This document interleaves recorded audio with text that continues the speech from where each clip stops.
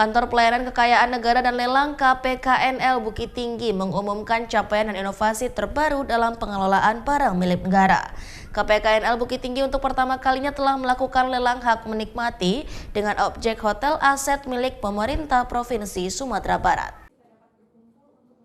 Kantor Pelayanan Kekayaan Negara dan Lelang KPKNL Bukit Tinggi mengungkap capaian kerja, salah satunya mengimplementasikan aplikasi Sistem Informasi Manajemen Aset Negara atau SIMAN. SIMAN versi terbaru yaitu versi 2 tersebut untuk mewujudkan pengelolaan barang milik negara atau BMN di wilayah kerja Sumatera Barat.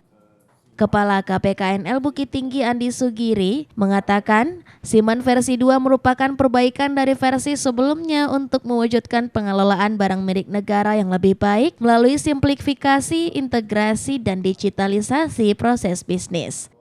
Di lain hal, KPKNL Bukit Tinggi mengaku realisasi penerimaan negara dari pengelolaan kekayaan negara dan lelang sebesar 1,7 miliar rupiah. Sampai dengan bulan Juli 2024, KPKNL Bukit Tinggi telah melakukan capaian realisasi pokok lelang sebesar 16,9 miliar rupiah.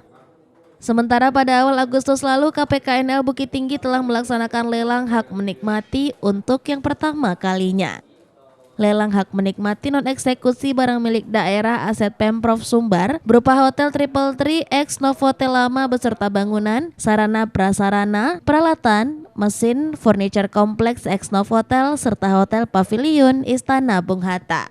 SIMAN juga upaya untuk mempercepat teman-teman yang ada di Pasaman Barat mungkin atau di Pangkalan sana, karena kita sampai ke Pangkalan Kota Baru ya, itu bisa lebih cepat mereka mengelola aset-aset BMN-nya.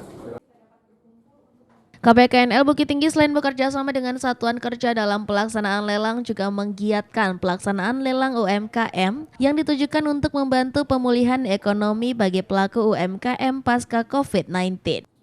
Sampai Juli, KPKNL Bukit Tinggi telah melaksanakan lelang UMKM sebanyak 9 frekuensi yang diikuti oleh para pelaku UMKM di wilayah Kabupaten Agam, Kota Payakumbuh, Kabupaten Tanah Datar, 50 kota, dan Kota Bukit Tinggi.